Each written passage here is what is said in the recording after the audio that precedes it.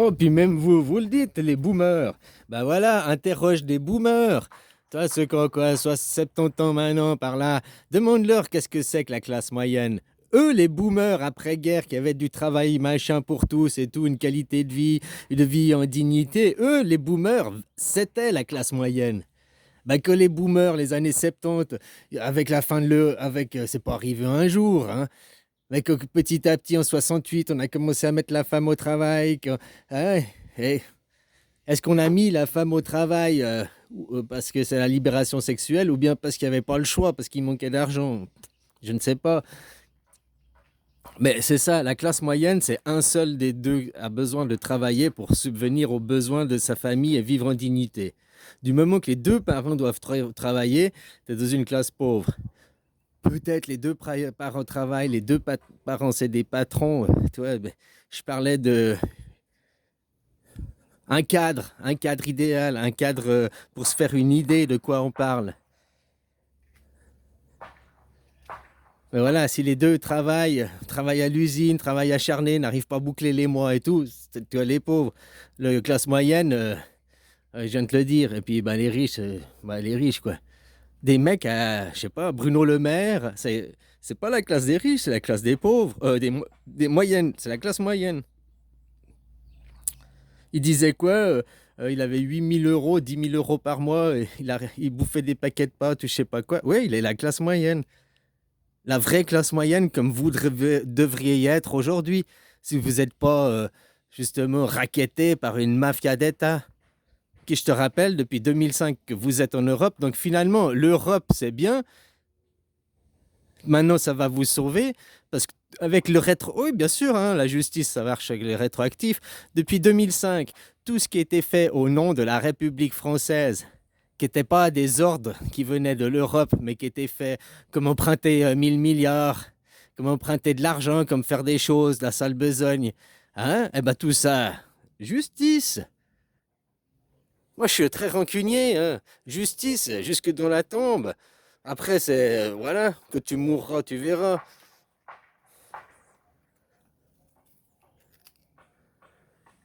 C'est comme la réincarnation ou la résurrection. Ben, de la Bible, il y a ceux qui croient en la résurrection 3 jours après. La résurrection et la réincarnation, c'est quoi qui change? Ben, dans un cas, c'est juste la résurrection, c'est le prolongement de la même vie. La réincarnation, ben, tu reviens au fond, tu recommences une nouvelle vie, un nouveau karma neuf. Ben, tu vois, peut-être c'est ni faux ni juste.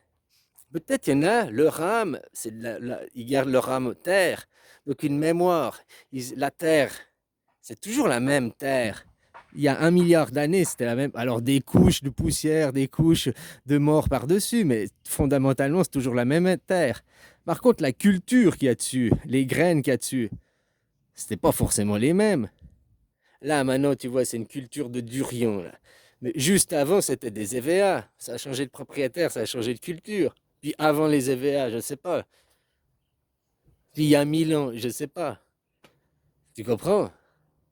Donc il y en a peut-être, ils gardent la mémoire de la terre, de la terre, de la terre. D'autres, ils gardent la mémoire de la graine.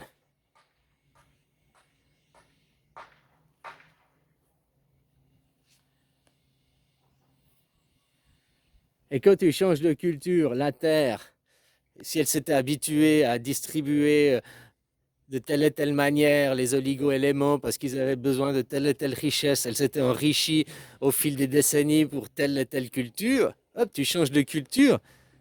Ah, bah, la terre, ça ne veut pas dire qu'elle est optimum pour la même. Tu foutrais des pommiers, là, ils poussent pas, quoi.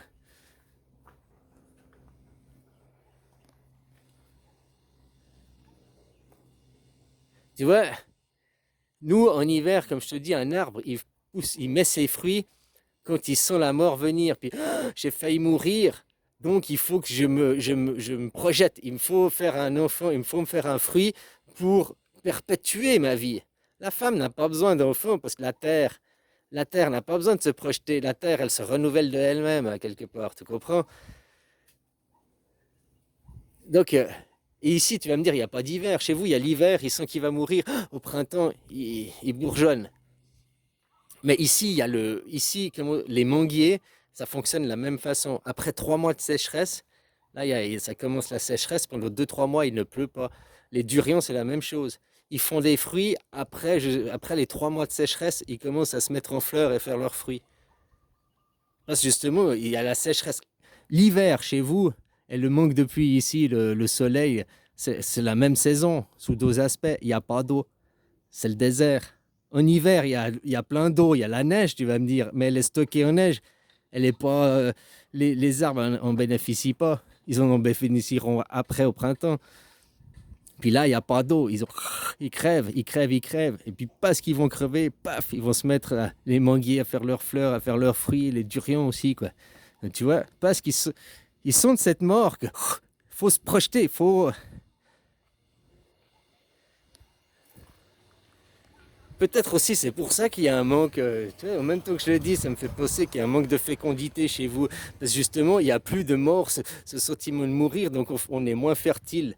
Autant les femmes, les hommes, hein, les corps. On est moins fertile parce qu'il n'y a plus ce sentiment de. Nos terres, elles sont plus labourées aussi, quoi. Enfin, non, pas dans ce sens-là, dans l'autre.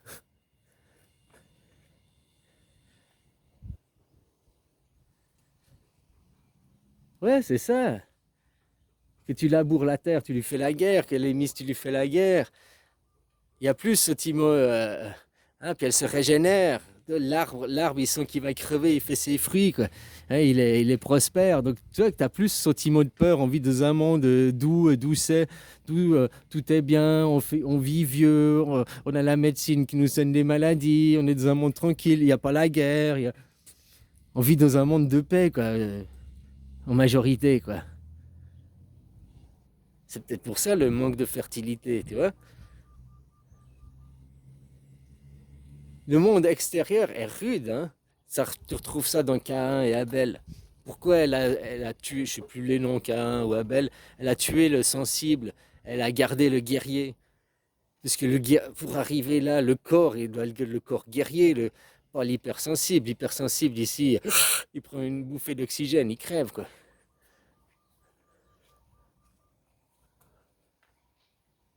Donc le corps, à quelque part, la terre, la meilleure terre, c'est la plus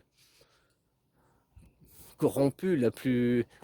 Je sais pas comment dire, je ne veux pas dire ça à mal, hein, je pensais pas à mal en disant corrompu, parce que c'est pas la plus douce des terres, mais c'est la plus dure des terres, quoi, hein. Et puis si l'arbre au milieu de cette plus dure des terres arrive, c'est comme quand tu vois un rocher, quoi, qui fait 25 tonnes, là, tu vois un arbre, tu vois ça dans les Alpes, hein, des mélèzes.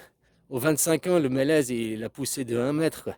Mais déjà, il a les racines à travers le crochet, où c'est qu'il a de la terre, où c'est qu'il trouve les oligo-éléments et tout, où c'est que. Hein?